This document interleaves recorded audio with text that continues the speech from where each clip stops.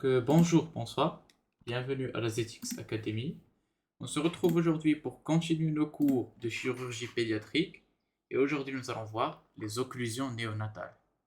Donc les occlusions néonatales, elles font partie des urgences chirurgicales parce que bien sûr nous avons un obstacle au niveau du tube digestif. L'obstacle, il peut siéger n'importe où, que ce soit haut situé ou bien bas situé. Donc nous, notre rôle, c'est d'être capable de faire la différence entre un obstacle en fonction de sa topographie, mais aussi de sa nature, de son type, le type d'obstacle. Est-ce qu'il est organique ou bien fonctionnel? Et donc il y a un grand intérêt pour faire le diagnostic précoce. Pourquoi? Parce que l'occlusion complète du tube digestif, elle est mortelle.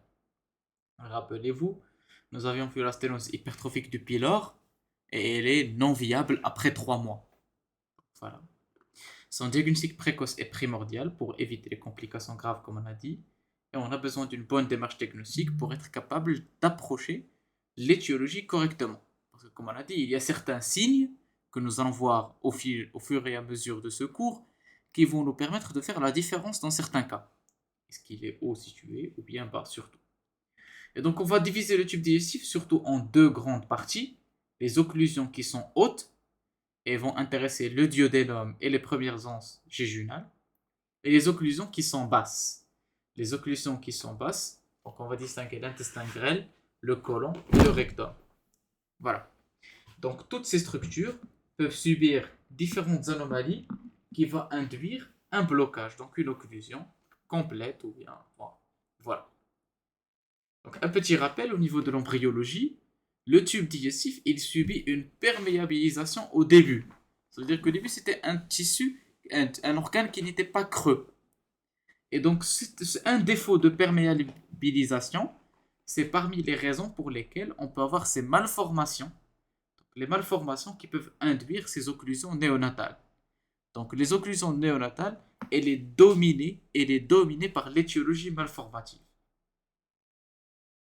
Et donc, quand est-ce qu'il faut penser à l'occlusion? C'est une triade clinique particulière. Des vomissements bilieux. Des vomissements bilieux, en général, le raisonnement en général, c'est qu'il s'agit toujours d'une étiologie chirurgicale, surtout en pédiatrie. Donc, des vomissements bilieux avec une absence ou bien un retard ou anomalie d'émission du méconium. Donc, les méconiums, comme petit rappel, ce sont les premières selles de l'enfant, qui ne sont pas vraiment comme les selles normales. Ensuite, on peut avoir une distension abdominale, mais elle n'est pas toujours présente. Et on va le voir pourquoi. Donc ça va dépendre surtout de la localisation de l'occlusion. Voilà. D'abord, c'est quoi le méconium? Le méconium, ce sont les premières selles du nouveau-né qui sont noirâtres, abondantes et émises spontanément dans les 24 premières heures de vie. Donc voilà. Il est composé de débris intestinaux de cellules intestinales qui se sont détachés du tube digestif du fait du développement embryologique. Il contient aussi de la bile, mais aussi le liquide amniotique. Rappelez-vous que au niveau à l'état embryonnaire, le liquide amniotique circule à l'intérieur du fœtus. Donc il l'avale, il l'inhale, etc. Voilà. Et donc lorsque nous avons une occlusion néonatale, il est très important de déterminer la symptomatologie de cette dernière. D'abord, son retentissement. Parce que comme on l'a dit, les occlusions sont des véritables urgences. Et donc on peut trouver un bébé qui est affamé, déshydraté, dénutri, etc. Donc là, il faut faire très attention. Donc ça va rentrer dans la prise en charge initiale. Donc le début des symptômes, est-ce que c'est dès la naissance? Si c'est dès la naissance, il faut suspecter l'origine basse, située, etc. Les caractéristiques des symptômes, est-ce que les vomissements sont plutôt bilieux ou bien fécaloïdes? Fécaloïde, c'est aussi une caractéristique qui a une localisation très basse. L'émission béconiale, est-ce qu'elle est anormale, retardée ou absente? La présence ou non de distension abdominale et des signes associés, notamment des rectorragies, une fièvre qui peut nous faire penser à une péritonite par exemple, ou bien un sepsis qui peut être responsable d'une occlusion réflexe, l'altération de l'état général, donc pour savoir qu'est-ce qu'il faut supplémenter l'enfant, etc. Et donc, il est très important de déterminer la chronologie des symptômes, parce que cette chronologie, elle joue un rôle important dans la classification et dans la caractérisation de l'occlusion. Parce que, comme on l'a dit, s'il y a une notion d'intervalle libre, ça veut dire que c'est quelque chose qui a été, entre guillemets, acquise après la naissance. Alors que si elle est dès la naissance, ça c'est un autre raisonnement. Voilà. Et donc, que faire en cas d'occlusion, comme on a dit? Bien sûr, l'examen. Après l'anamnèse et établir la chronologie des symptômes, il faut examiner l'enfant. Et donc, l'examen général, bien sûr, le faciès, comment il est, les malformations si elles sont présentes. Donc, elle peut rentrer dans le cadre de ce qu'on appelle une atteinte syndromique, par exemple, une maladie génétique, etc. L'auscultation cardiaque pour chercher aussi une malformation. Et les signes de gravité. Là, il faut faire très attention. L'hypotonie, pâleur, déshydratation, temps de recoloration allongé, donc la détresse, le choc hémodynamique, la détresse circulatoire, hypothermie, marbrure, etc. Gêne ou détresse respiratoire, ça peut être dû à une inhalation ou bien une distension abdominale qui commence à comprimer le thorax, l'hypotrophie, les signes de prématurité, dénutrition, etc. Donc l'examen général, est un temps très important dans notre exploration. Pourquoi? Parce que c'est la première chose pour évaluer le retentissement. Devant n'importe quelle urgence, savoir si l'enfant, son état, est-ce qu'il est stable ou bien instable. Ensuite, nous avons l'examen abdominal, veut évaluer l'abdomen, la distension de l'abdomen, est-ce qu'il est plat, les ondulations péristaltiques, si elles sont visibles, la peau si elle est luisante, fine, circulation veineuse collatérale, la sensibilité, les examens des orifices herniaires, parce qu'une hernie étranglée peut être la cause, et du périnée. Donc le périnée, voilà, pour voir s'il n'y a pas une hernie inguinoscrotale, etc. Voilà. Et donc, on va regrouper les occlusions néonatales en deux grands tableaux cliniques. Les occlusions avec un abdomen non distendu, et en général, c'est une atteinte haute. Et les occlusions avec abdomen distendu, c'est les occlusions basses, situées.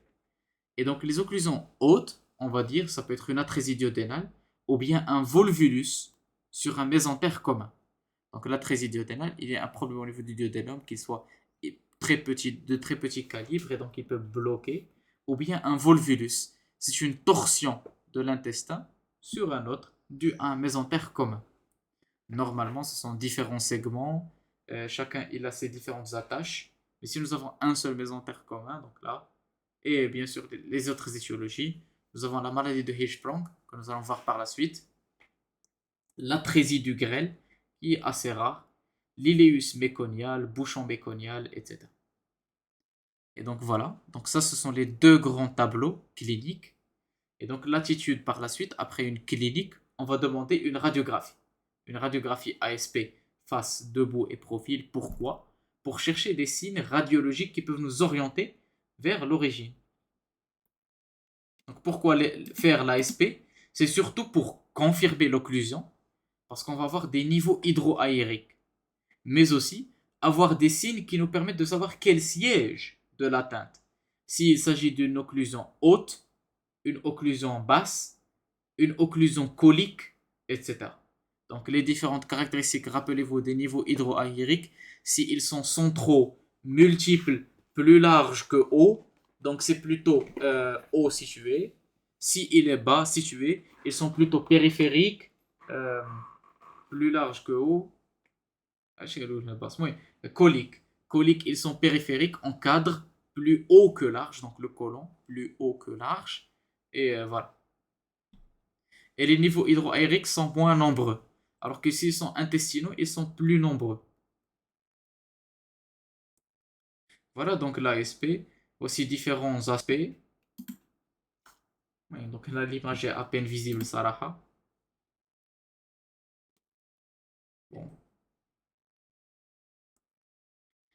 Ensuite, on évalue le retentissement. Parce que bien sûr, l'enfant, il est dénutri, il ne peut pas manger ni de profiter des aliments. Et donc, soit il a des vomissements, et donc il va avoir une dénutrition, hypotrophie, déshydratation, avec des troubles hydroélectrolytiques, pneumopathie d'inhalation, etc. Une distension abdominale qui peut entraîner une gêne respiratoire, et les complications.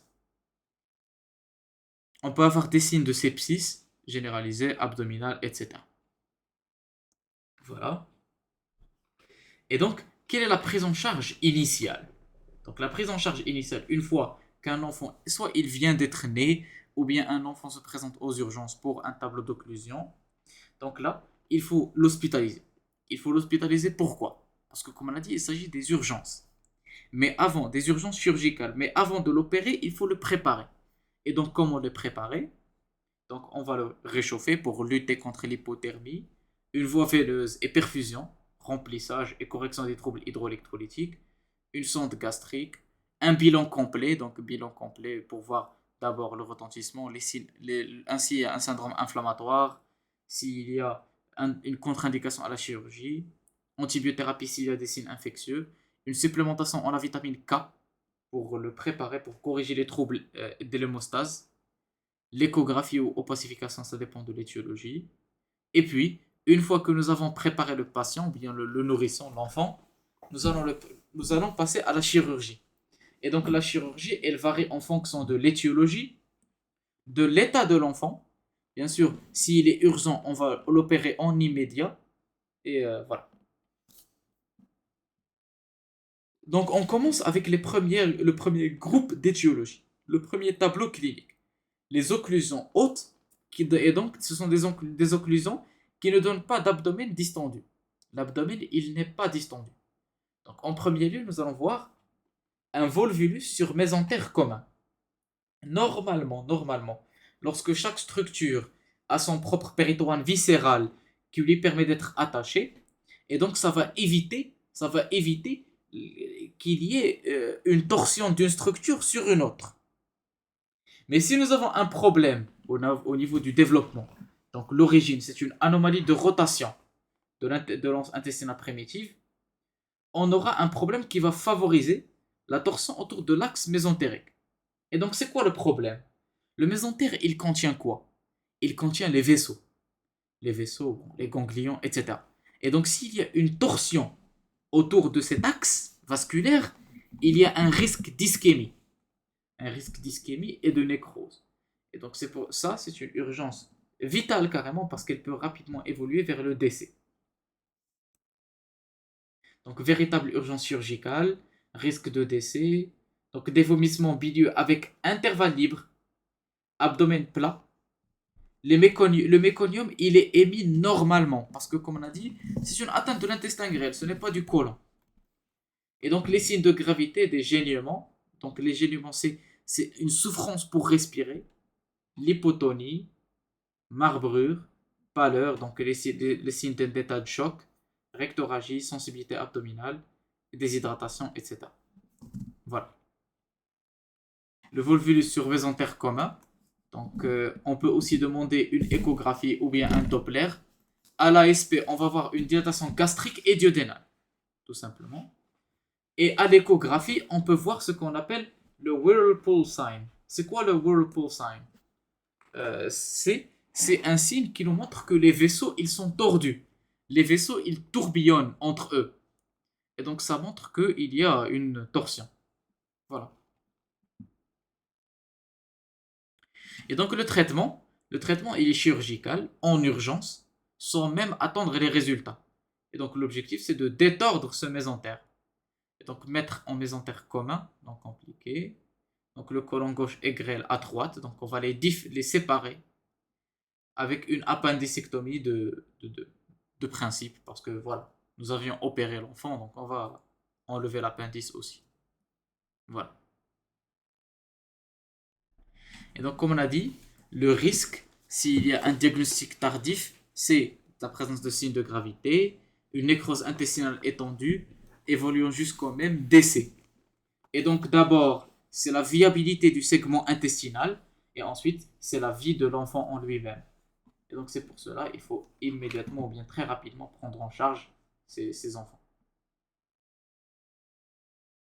Une deuxième étiologie des occlusions hautes, ça veut dire qu'ils ne sont pas accompagnés d'une distension abdominale, c'est l'atrésie duodénale. Donc le duodénum, il peut subir plusieurs malformations, un rétrécissement, une disparition complète, etc. Et donc c'est une interruption d'une continuité normale. du duodénum dans sa portion sous-vatérienne, donc l'ampoule de Vater dans la majorité des cas. Elle est souvent associée à une trisomie 21. Donc rappelez-vous, la trisomie 21 est une maladie très pourvoyeuse de malformations. Et parmi les malformations qu'on peut trouver, essentiellement cardiaques, donc il faut faire très attention, ophtalmologique, Alzheimer, etc. Donc ça c'est juste un rappel de la trisomie 21, mais aussi l'atrésie du duodénum.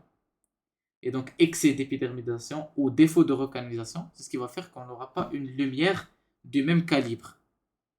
Et donc l'obstacle peut être soit incomplet, soit susvatérien, soit extrinsèque, un pancréas annulaire, etc. Donc il y a plusieurs types de malformations.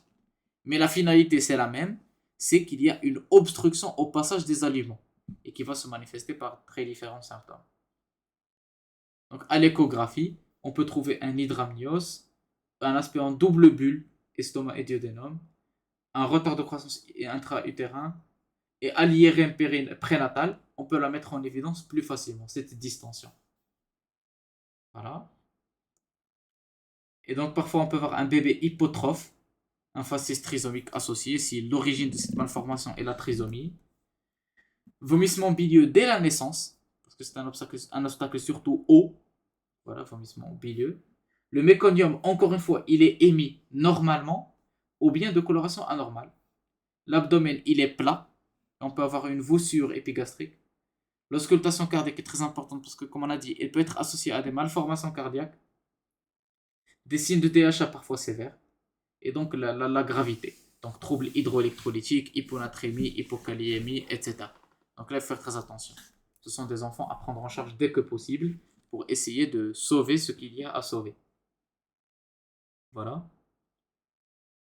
Par contre, s'il y a un diagnostic retardé, comme l'obstacle incomplet au pancréas annulaire, donc vomissement alimentaire, et donc il y a un intérêt au transit œsogastro-duodénal s'il y a un cas douteux, on va voir un blocage au passage du produit de contraste.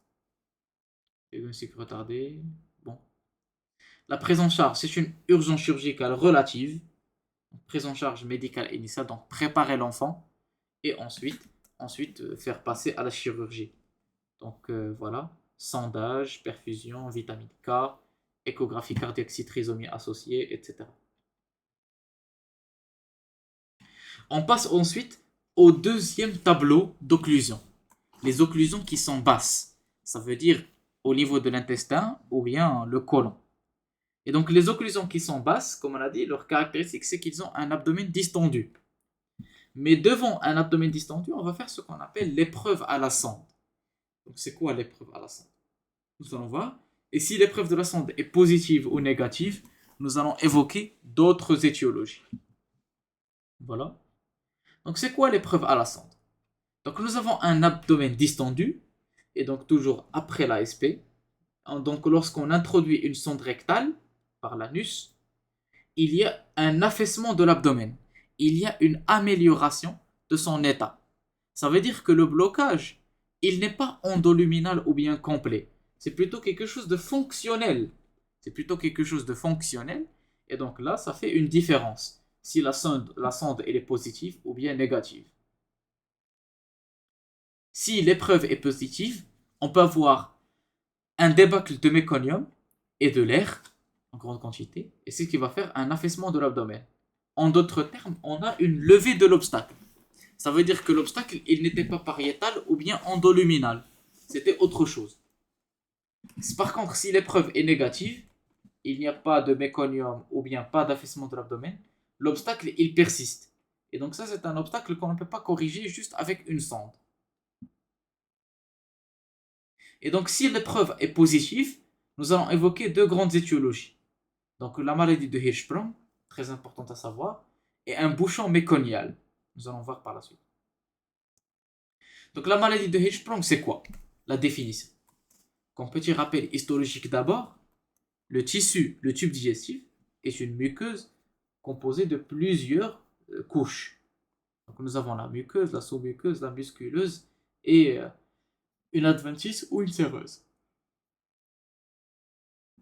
Ce tube digestif, il a un péristaltisme. Il a une activité électrique, soit par le pacemaker du tube digestif, par les cellules du corps de Cajal, au niveau de l'estomac, responsable de cette motilité à jeun, ou bien le système vague, le système, voilà, le système nerveux autonome. Donc, il y a un mouvement. Et il y a des ganglions qui permettent ce dernier, cette interaction nerveuse et voilà, ce contrôle. Par contre, la maladie de Hirschsprung, c'est un mégacolon qu'on appelle aganglionnaire. Il y a une perte de ces ganglions. Et donc, nous n'avons plus des ganglions au niveau du plexus de Meissner et Auerbach. Rappelez-vous, les plexus qui se trouvent au niveau de la sous-muqueuse et entre la musculeuse. Et donc, ce sont des plexus responsables de la motricité lisse, mais aussi des sécrétions des glandes. Bon, et donc, si les ganglions sont absents, nous n'aurons pas une capacité de faire bouger le tube digestif. C'est à peu près la même chose lors des iléus, soit réflexes, paralytiques, etc.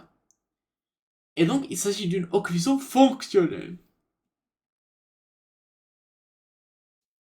Il s'agit d'une occlusion fonctionnelle parce que le tube digestif, comme on l'a dit, il n'est plus capable d'être mobile, de contracter ses muscles. Et donc, on a la maladie de Hirschsprung, comme on peut voir un sepsis post-opératoire, douleur atroce, etc. Donc, ce sont les étiologies des iléus réflexes. Donc, la maladie de Hirschsprung, les formes anatomiques, donc selon l'étendue, donc elle peut toucher la forme recto-sigmoïdienne, c'est la plus fréquente. La forme ultra courte est du diagnostic différentiel, mais elle peut toucher plusieurs segments du tube digestif. Mais comme on a dit, c'est surtout le côlon. Donc on peut avoir une forme colique étendue, ou bien au niveau du grêle. Donc voilà.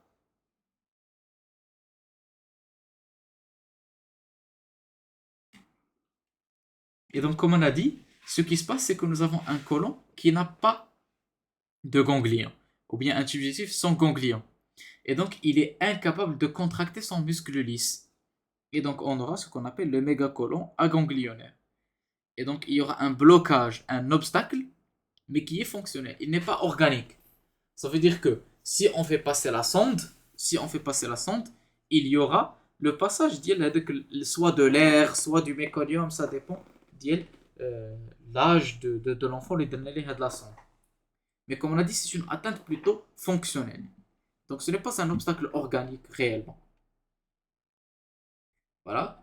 Donc diagnostic au stade d'occlusion, donc l'absence de retard d'émission de méconium, ou l'absence ou le retard d'émission méconiale est le premier signe. Parce que voilà, comme on a dit, le côlon ou bien le tube digestif, il perd sa motricité. Et donc il ne peut pas faire sortir le méconium. Et donc l'émission, elle est possible uniquement s'il est stimulé, notamment à l'épreuve par la sonde, par exemple.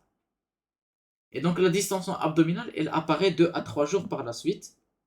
Et les vomissements bilieux sont bilieux, voire fécaloïdes parfois, parce que l'occlusion peut être très basse. Parfois des signes de complications, notamment un côlon qui se dilate, un mégacolon, il risque de perforer. Donc on peut avoir une entérocolite, une péritonite, etc. Voilà. À l'ASP, on peut trouver cette disparité de calibre.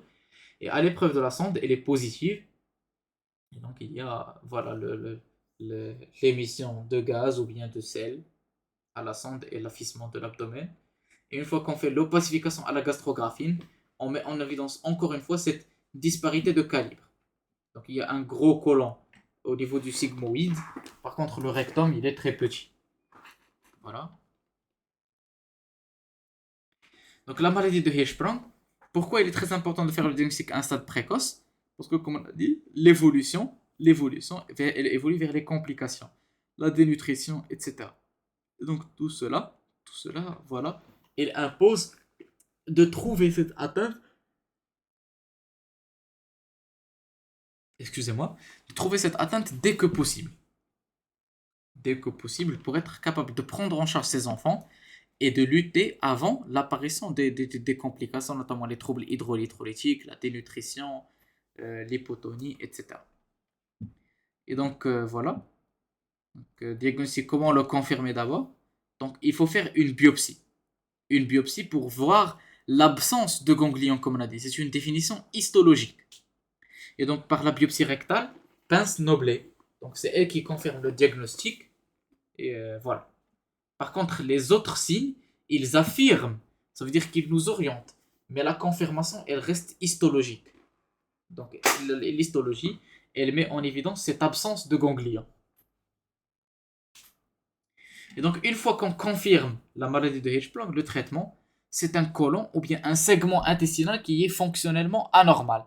Et donc, il faut l'enlever. Il faut le réséquer. Et donc, le traitement, c'est la résection de la partie aganglionnaire avec un abaissement du côlon qui est normal. Voilà. Ensuite, on passe aux occlusions qui sont basses avec une épreuve à la sonde négative. Donc l'épreuve à la sonde négative, ça veut dire que l'atteinte, elle est surtout organique. Et donc on va trouver parmi les étiologies l'atrésie du grêle, l'entérocolite ulcéronecrosante, qui est une affaire surtout qu'on va voir en néonatologie, la P4 par la suite, etc. Donc l'atrésie du grêle, donc c'est une malformation où nous avons une interruption de la continuité du grêle, pour une raison ou une autre. Donc c'est à peu près le même raisonnement que duodénum. Il peut être unique ou multiple ou étendu. Et le pronostic dépend surtout du grêle restant. Pourquoi? Parce qu'il faut savoir une chose, c'est que si on résèque une quantité très importante du grêle, de l'intestin grêle, on peut faire des complications. Notamment un dumping syndrome ou bien voilà, une hyperglycémie précoce, etc. Donc, ce sont des risques. Il faut faire très attention. Un trouble d'absorption. Donc, là, il faut savoir gérer les cas. Voilà. Et donc, faire le diagnostic au stade d'occlusion néonatale.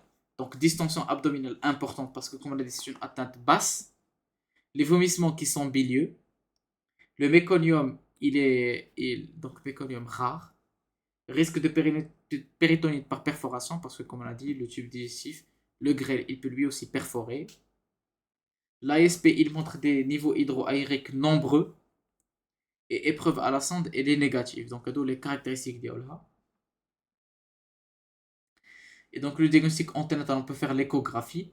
Et elle montre en évidence une dilatation des anses digestives, un hydramnios, ou bien carrément dans certains cas, une acide.